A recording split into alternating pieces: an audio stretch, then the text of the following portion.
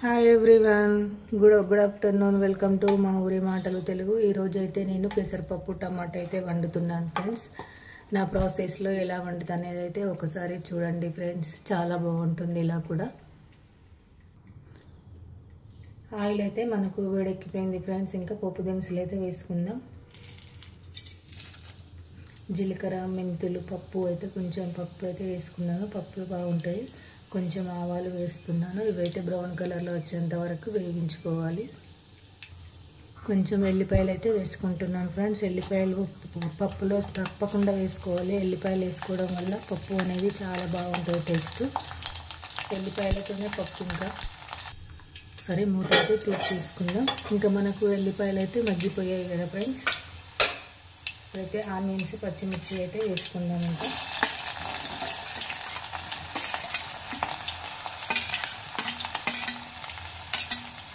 మంచిగా కలుపుకోవాలి. ఆనియన్స్, పచ్చిమిర్చి ఇవి కూడా మనం బ్రౌన్ కలర్లో వచ్చేంత వరకు అయితే మగ్గించుకోవాలి. మనం మూత అయితే పెట్టేసుకున్నాం ఒక హాఫ్ మినిట్.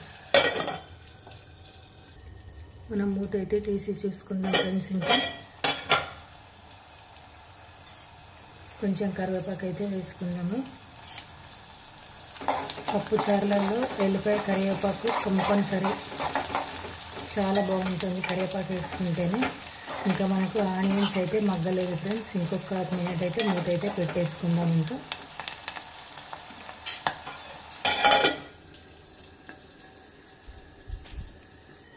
మనం మళ్ళీ ఒకసారి అయితే మూత అయితే చూసుకుందాం. ఇంకా మనకు ఆనియన్స్ అయితే మగ్గిపోయాయి ఫ్రెండ్స్. ఇంకా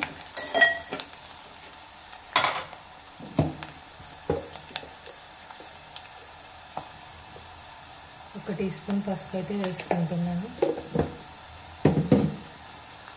ఈ పసుపును కూడా మంచిగా కలుపుకోవాలి.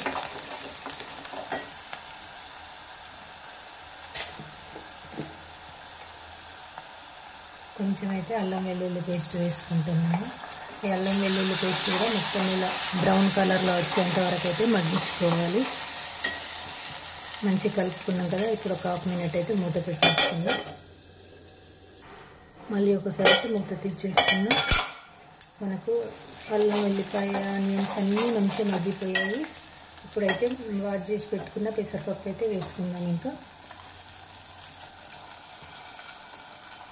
చాలా బాగుంటుంది ఇలా కారపప్పు లాగా వేసుకున్నట్టు. ఒకసారి ఇలా ట్రై చేయండి.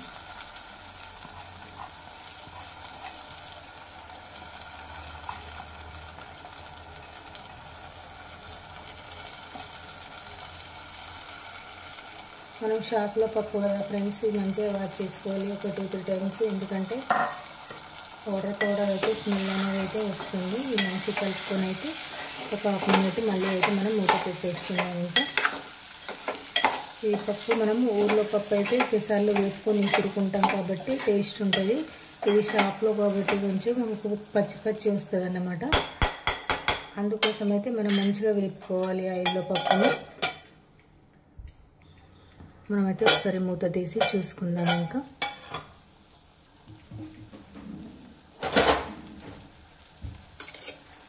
పప్పు అనేది ఇట్లా మంచిగా వేపుకోవాలి. ఇలా అంటుకుంటుందన్నమాట. అంటుకునేంత వరకు అయితే వేపుకోవాలి. ఎందుకంటే ఈ స్మెల్ అనేది పోవాలన్నమాట. పప్పు మనం కొనుక్కొచ్చిన పప్పు కదా, అందుకోసమైనా మంచిగా వేపుకోవాలి. ఈ ఆయిల్లో ఎంత వేపుకుంటే అంత టేస్ట్ అనేది అయితే వస్తుంది పప్పు. ఇంకా ఫస్ట్ మనం నానబెట్టే ముందు ఒకసారి లైట్గా ఇట్లా వేసుకున్నట్టు వేసినా కూడా చాలా బాగుంటుంది. కాకపోతే నాకు టైం అవుతుందని అయితే నేను అలా వేపలేదు, డైరెక్ట్ వేసాను. అందుకోసమే కొంచెం ఎక్కువనైతే ఇందులోనే వేపుకుంటున్నాను. చూడండి, సేమ్ ఈ ప్రాసెస్లో వేపుకోవాలన్నమాట. మనకైతే పప్పు అయితే ఇంకా మంచిగా వేగిపోయింది కదా. ఇప్పుడు ఒక టమాటాని అయితే వేసుకుంటున్నాను. ఉప్పు, కారం కూడా ఇప్పుడే వేస్తాను. ఇంకా నేనైతే ఒక 1.5 స్పూన్నర కారం అయితే వేస్తున్నాను. చూడండి,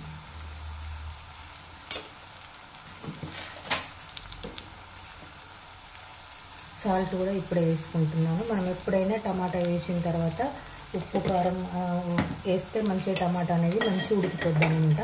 అందుకే మనం ఉప్పు, టమాటా వేసిన తర్వాతనే ఉప్పు, కారం అనేది అయితే వేయాలి. మళ్ళీ ఒక హాఫ్ మినిట్ అయితే ఇలా కలుపుకుందాం. ఇంకా ఈ టమాటా అనేది కొంచెం మగ్గినట్టు కావాలన్నమాట.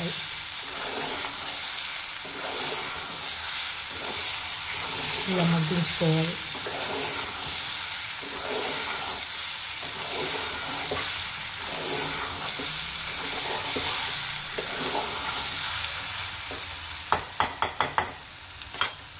ఒక హాఫ్ మినిట్ అయితే మూత పెట్టేసుకుందాం.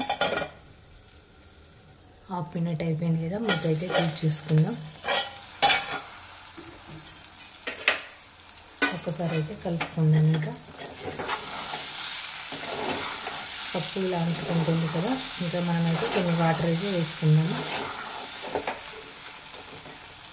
కొంచెం వాటర్ అయితే వేసుకున్నాం ఫ్రెండ్స్. ఇంకా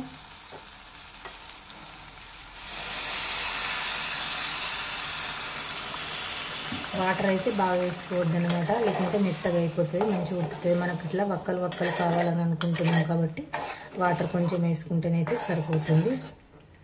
కొంచెం వేసుకుందాం. ఈ వాటర్ అయితే సరిపోతుంది ఫ్రెండ్స్ మనకి. ఇంకా పప్పు అనేది అయితే మంచి ఇట్లా వక్కలు వక్కలు అయితే ఉంటుంది, టమాటా పప్పు ఇట్లా కారపప్పు లాగా. ఓకే, ఇప్పుడైతే మనం మూత అయితే పెట్టేసుకుందాం. ఇంకా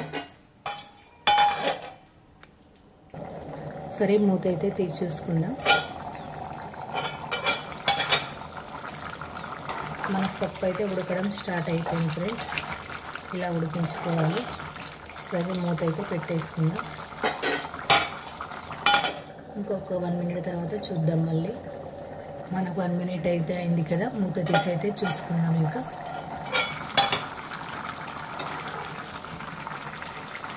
ఇలా ఉడికిపోవాలన్నమాట టమాటా. నేనైతే మీడియం ఫ్లేమ్లో పెట్టేసుకున్నాను.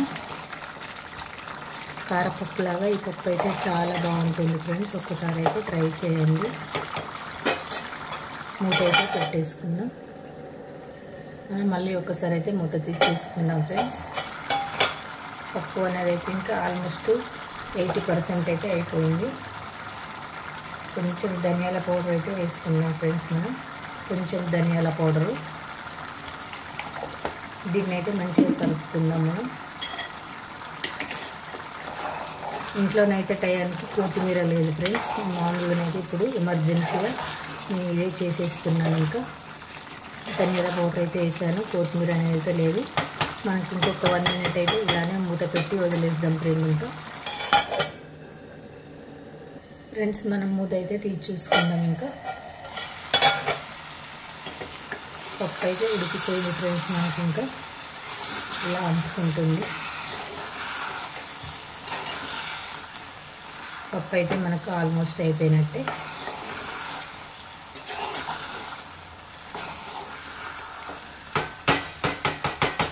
ఈ పప్పు చాలా బాగుంటుంది ఫ్రెండ్స్, ఇలా కారపప్పులాగా. మనమైతే ఒక 1/2 మినిట్ ఇంకా సిమ్లో పెట్టేసుకొని స్టవ్ ఇంక వదిలేద్దాం.